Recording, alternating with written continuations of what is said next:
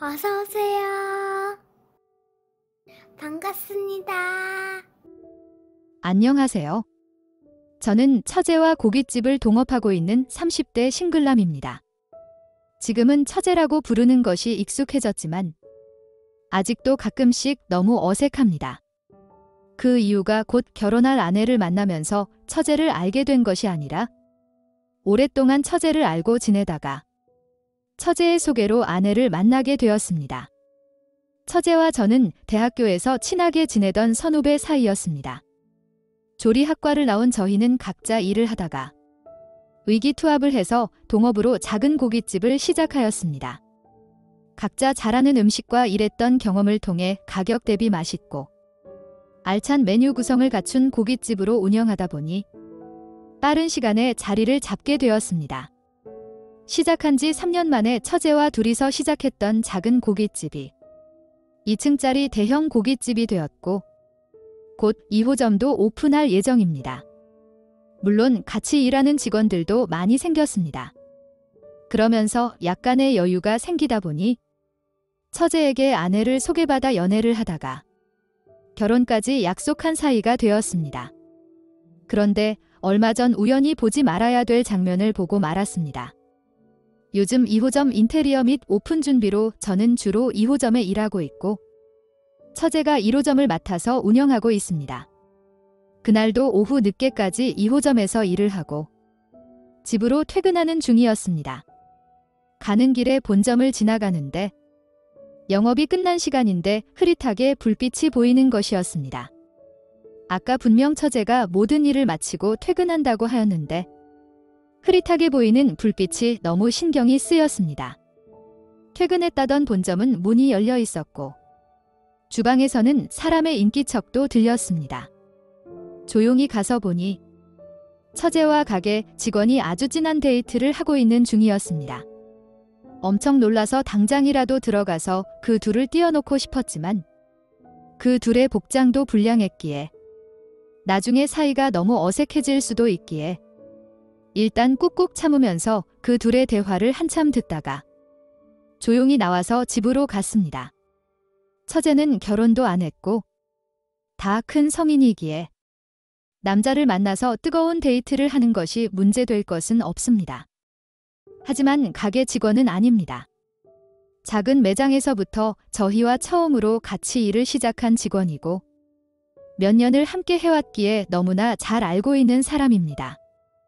아내도 있고 심지어 애도 둘이고 곧 셋째도 태어나는 유부남입니다.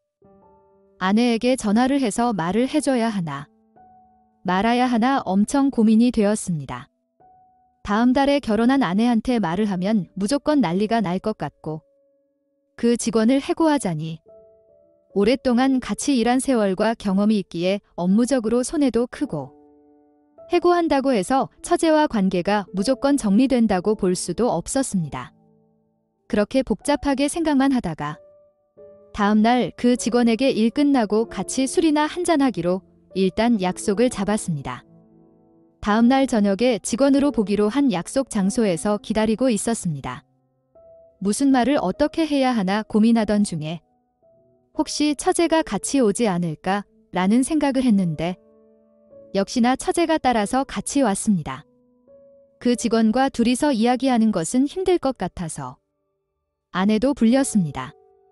그리고 어느 정도 시간이 지났을 때 제가 이야기를 꺼냈습니다. 처제와 직원은 절대 자기네들은 그런 사이가 아니라면서 저 보고 오해라고 하였지만 제가 어제 본점에서 본 것들을 상세히 설명하면서 촬영한 영상을 보여주자 멘탈이 나갔는지 아무 말도 하지 못했습니다.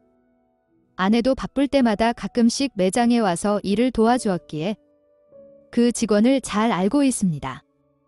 그래서 그 직원이 유부남이라는 것도 알고 있습니다. 아무 말도 못하는 그 둘을 보면서 아내는 어떡하려고 둘이서 그랬냐면서 화를 내기 시작했고 다른 직원들은 이 사실을 아무도 모르냐고 저에게 묻는데 저도 그것까지는 잘 모른다고 하였습니다. 그런데 이미 다른 직원에게도 데이트하는 장면을 걸린 적이 있다면서 비밀을 지켜달라고 부탁은 했지만 잘 지켜졌는지 모르겠다고 처제가 말을 했습니다.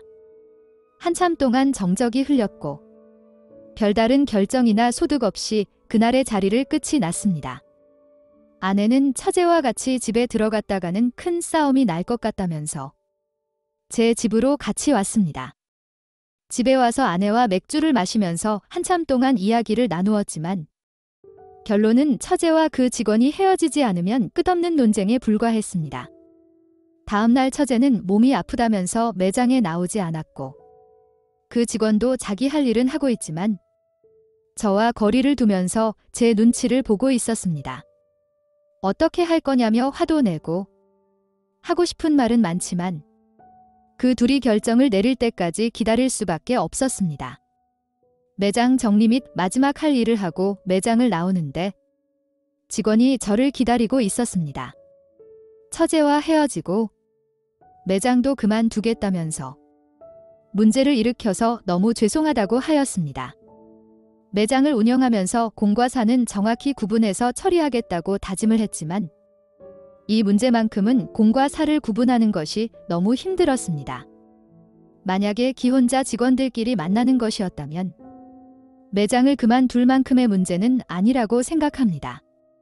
일하는 것에 문제만 되지 않는다면 분명 그 만남은 사적인 부분이 맞는다고 생각합니다.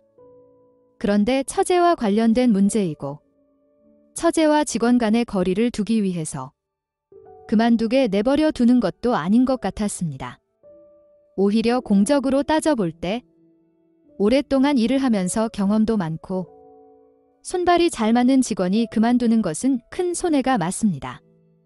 일단 그만두는 것은 생각해보자며 내일도 변함없이 출근해달라는 말과 함께 헤어졌습니다.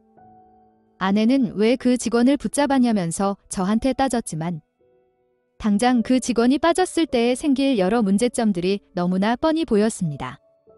처제도 이야기를 들었는지 형부인 제가 하라는 대로 따르겠다면서도 그 직원의 퇴사를 잡아줘서 고맙다는 식이었습니다. 며칠을 고민한 끝에 유능한 직원을 그만두게 할 수도 없고 처제와의 만남도 유지하게 할 수도 없으니 2호점에 제가 가는 것이 아니라 처제가 가서 일을 하는 걸로 결론을 지었습니다. 일단 본점은 손님도 많고 직원 한 명 한 명이 아쉬운 상황이라서 그 직원을 2호점으로 보내는 것도 그만두게 하는 것도 할 수가 없습니다. 2호점이 처갓집에서 거리도 있고 대중교통으로 가는 길도 안 좋아서 아직 차가 없는 처제가 다니기엔 너무 불편하겠지만 그렇게 하기로 결정하였습니다.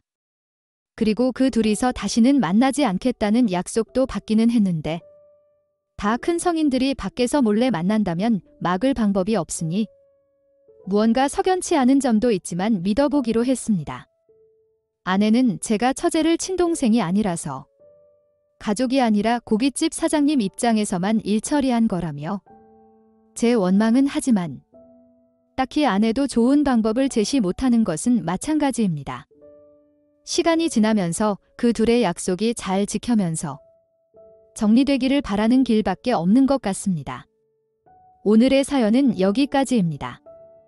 구독과 좋아요, 알림 설정 부탁드립니다. 긴 글을 읽어주셔서 감사합니다. 구독과 좋아요 꾹꾹 눌러주세요. 꾹꾹. 알림 설정도 꾹꾹 눌러주세요.